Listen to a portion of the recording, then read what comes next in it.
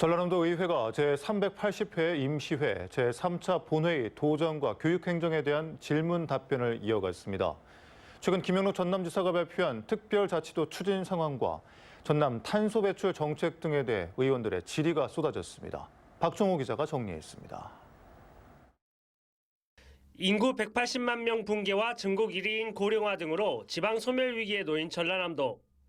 전남도의회 도정 질문에서는 최근 김영록 전남지사가 밝힌 지방 소멸 극복을 위한 전남 특별자치도 추진 취지를 물었습니다. 아직 논의 초기이지만 우리 지사님께서는 어떤 취지의 내용을 갖고 계시고 우리가 지금 갖고 있는 우리 전라남도가 사실 최근에 인구 감소가 급격히 눈에 띄게 늘어나고 있고요. 김영록 지사는 지역에서 새로운 정책을 추진하려 해도 모든 권한이 중앙정부에 집중돼 있어 어려움이 많다고 토로했습니다. 또 출생수당이나 해상폭력, 허가권 제한 등 정책을 제대로 펼치기 어렵다며 특별자치도를 통한 권한을 받아와야 한다고 주장했습니다. 해상 풍력기 하나가 요즘에는 세계적 추세가 15메가와트까지 대형화됐습니다. 그런데 도지사 허가권은 3메가와트, 해상 풍력기 하나도 바다에 꽂을 수 없는 허가권을 갖고 있는 도지사.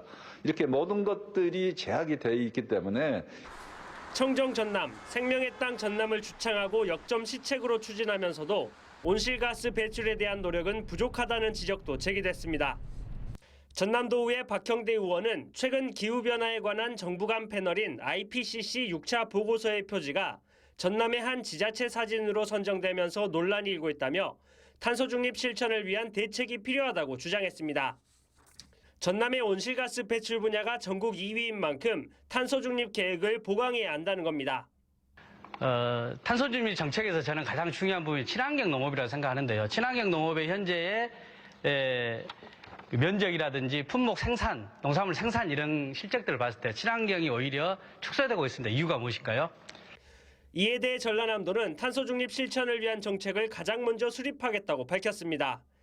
그러면서도 친환경 농업 면적 축소는 전국적인 추세라며 현실적인 어려움이 많다고 설명했습니다.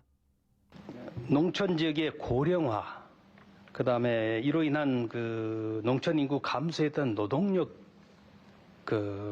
감소, 그다음에 판로 문제, 그다음에 생산비 대비 낮은 가격 등 여러 가지 이유가 있습니다. 그렇죠, 예, 맞습니다.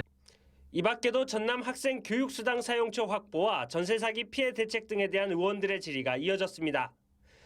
무엇보다 이번 도정 질의에서는 전남 국립의대 신설 문제가 연일 핫이슈였습니다. MBC 뉴스 박종호입니다.